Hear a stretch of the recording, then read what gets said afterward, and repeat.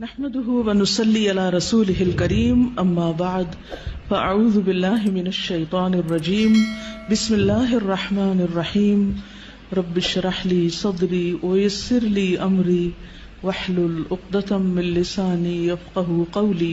پھر ہے نماز میں سورۃ الاخلاص کی تکرار۔ یہ بھی کسی نے سوال کیا تھا آپ میں سے۔ سوال تھا کیا یہ ممکن ہے کہ میں نفل نماز میں ایک ہی سورت پڑھوں؟ مثال کے طور پر میں سورۃ اخلاص کو ایک سے زیادہ مرتبہ پڑھتا جاؤں، گویا کہ میں ایک رکعت میں 100 دفعہ پڑھوں۔ بعض لوگ اس طرح کرتے ہیں نا، کئی لوگ وظیفے بتاتے ہیں، حاجت کے نفل بتاتے ہیں، یہ سورت 15 دفعہ پہلی رکعت میں اور دوسری میں، یہ سب خود ساختہ طریقے ہیں۔ الحمدللہ ایک ہی رکعت میں یا 2 رکعت میں کسی سورت کو بار بار لوٹا کر پڑھنے میں کوئی حرج نہیں ہے، کوئی منع نہیں کیا گیا کہ 2 دفعہ نہیں پڑھ سکتے، 3 دفعہ نہیں پڑھ سکتے۔ خاص طور پر قل هو اللہ احد، کیونکہ اس کی بہت عظیم فضیلت ہے، کیونکہ یہ سورت توحید اور رب تعالیٰ کی صفات پر مشتمل ہے۔ امام بخاری نے روایت کیا کہ ابو سعید خدری سے روایت ہے کہ ایک آدمی نے دوسرے آدمی سے سنا کہ وہ قل هو اللہ احد بار بار پڑھ رہا ہے۔ جب صبح ہوئی تو اس نے رسول اللہ صلی اللہ علیہ وسلم کی خدمت میں حاضر ہو کر اس واقعے کا ذکر کیا، گویا وہ اس عمل میں کوئی بڑا ثواب خیال نہ کرتا تھا۔ تو رسول اللہ صلی اللہ علیہ وسلم نے فرمایا، مجھے اس ذات کی قسم جس کے ہاتھ میں میری جان ہے، یہ سورت قرآن کے 1/3 کے برابر ہے۔ لیکن 2 کاموں سے بچنا ضروری ہے تکرار میں۔ نمبر 1، گنتی معین نہ کرے کہ 10 دفعہ ہی پڑھنی ضروری ہے۔ ان میں سے ایک یہ ہے کہ تکرار معین گنتی کے ساتھ نہ ہو۔ اگر وہ معین کر لے گا یعنی فکس کر لے گا، وہ نہ اس سے زیادہ پڑھے گا نہ کم، تو یہ بدعت ہوگی، کیونکہ یہ خود ساختہ طریقہ ہے، خود ایجاد کیا، لوگوں کو پابند کیا۔ یعنی کچھ لوگ اس طرح کی چیزیں لکھ کر عام کر دیتے ہیں یا دوسروں کو کہتے ہیں 3 دفعہ لازمی پڑھنا ہے۔ مذکورہ حدیث میں گنتی کی تعین نہیں، نہ ہی یہ سلف سے معروف ہے، اور جو چیز شریعت میں متعین نہیں اس کی تعین جائز نہیں، اس کا بغیر کسی تعین کے مطلق ہونا جائز ہوگا۔ جیسے لوگ کہتے ہیں نا کتنی دفعہ آیت کریمہ پڑھیں، وہ کہیں نہیں بتایا گیا کتنی دفعہ، جتنا سہولت سے پڑھ سکتے ہو۔ حضرت یونس علیہ السلام کے بارے میں کچھ نہیں ملتا کہ انہوں نے 100 دفعہ پڑھا یا 1000 دفعہ پڑھا۔ اصل بات یہ کہ پڑھنے کی کوالٹی کیا ہے، یہ زیادہ امپورٹنٹ ہے۔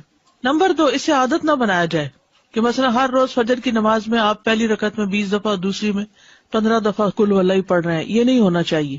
انسان جب بھی رات کو قیام کرے تو ایک سورت کے بار بار پڑھنے کو عادت نہ بنا لے کہ آپ دیکھیں کہ کوئی شخص ہر رات ایک ہی سورت پڑھتا ہے اور اسے تبدیل نہیں کرتا، یہ بھی مشروع نہیں، نہ سلف صالحین کے عمل میں سے ہے۔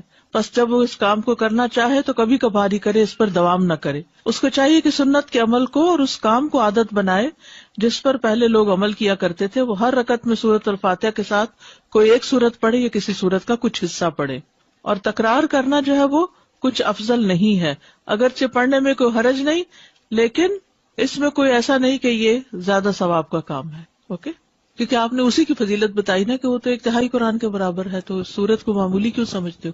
اور تکرار سے منع نہیں کیا تھا، لیکن تکرار فکس کرنا جو ہے اپنے پاس سے وہ ٹھیک نہیں۔ سورہ ملک ہم عشاء کے آخری 2 رکعت میں پڑھ سکتے ہیں؟ جی پڑھ سکتے ہیں، چاہے فرضوں میں پڑھیں چاہے نفلوں میں پڑھیں، تو وہ اس کی تلاوت کا وہ حق ادا ہو جائے گا انشاءاللہ۔ لیکن اس کو لازم اس وقت پابند نہ کر لیں اپنے آپ کو، کبھی اس میں پڑھیں کبھی نہ بھی پڑھیں۔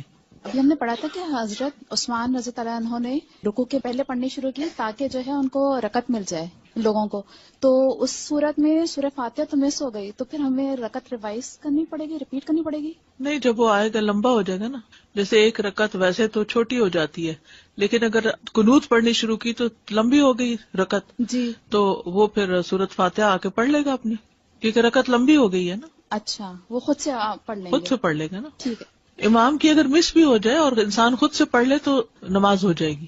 ساتھ میرا یہ سوال کہ جیسے 30ویں سپارے کی جب صورتیں بڑی یاد کرنے لگتے ہیں تو پھر اسپیشلی جیسے سورہ اخلاص جیسی صورت ہے تو وہ ہم لوگ کم پڑھنے کی وہ کرتے ہیں، تو میرا یہ تھا کہ جب میں نے بخاری کے اندر اس کی فضیلت پڑھی سورہ اخلاص کی، تو اس کے بعد میں نے اپنی ہر نماز کے اندر اس کو شامل کر لیا، کسی بھی ایک رکعت میں میں پڑھتی تھی یا پھر آخری رکعت میں اس کو رکھ لیا، تو یہ صحیح ہے ایسا کرنا یا نہیں؟ جی دیکھیے، مسنون ہے، فجر کی 2 سنتوں کی دوسری رکعت میں اس کا پڑھنا مسنون ہے، مغرب کی 2 سنتوں میں دوسری رکعت میں پڑھنا مسنون ہے، اسی طرح ظہر کی سنتوں میں بھی آپ 2 سنتوں کے آخری رکعت میں اس کو پڑھ لیں۔ سنت کی دوسری رکعت میں اس کو پڑھنا جو ہے وہ تو سنت سے بھی ثابت ہے، حتیٰ کہ وتر کے بھی آخری رکعت میں۔ دیکھتے ہیں کہ قبولیت دعا کے اسباب کیا ہیں۔ فصل پنجم، بعض لوگوں کی دعا بسا اوقات بہت جلد قبول ہو جاتی کیونکہ وہ سخت ضرورت مند ہوتے ہیں، ضرورت ان کے اندر اضطرابی کیفیت پیدا کر دیتی ہے، ہلچل مچا دیتی۔ اگر آپ کے اندر ہلچل ہے تو آپ دوسروں کے اندر بھی مچا دیں گے۔ جو وہ دعا مانگنے والا تھا نا، اس کے اندر ہلچل تھی اور اس نے اتنی شدت سے دعا مانگی کہ آسمانوں میں کھلبلی مچ گئی اور وہاں سے فرشتہ آ گیا. اور کامل اضطراب کے ساتھ وہ اللہ تعالیٰ کی جناب میں متوجہ ہو جاتے ہیں. یا یہ کہ دعا کرنے سے پیشتر دعا کرنے والے سے کوئی بڑی نیکی وجود میں آ چکی ہوتی ہے. یہ جو پہلی بات ہے نا اضطراب کی، تو اس کے بارے میں قرآن پاک میں بھی آتا ہے نا، امن یجیب المضطر اذا دعاہ ویکشف السوء. تو جو مضطر ہوتا ہے نا، بے قرار ہوتا ہے، بے چین ہوتا ہے، اور اس بے قراری میں اپنے رب کو پکارتا ہے، لوگوں کو نہیں، اپنے رب کو پکارتا ہے، اور تڑپ تڑپ کے پکارتا ہے، رو رو کے پکارتا ہے، تو رب سنتا ہے.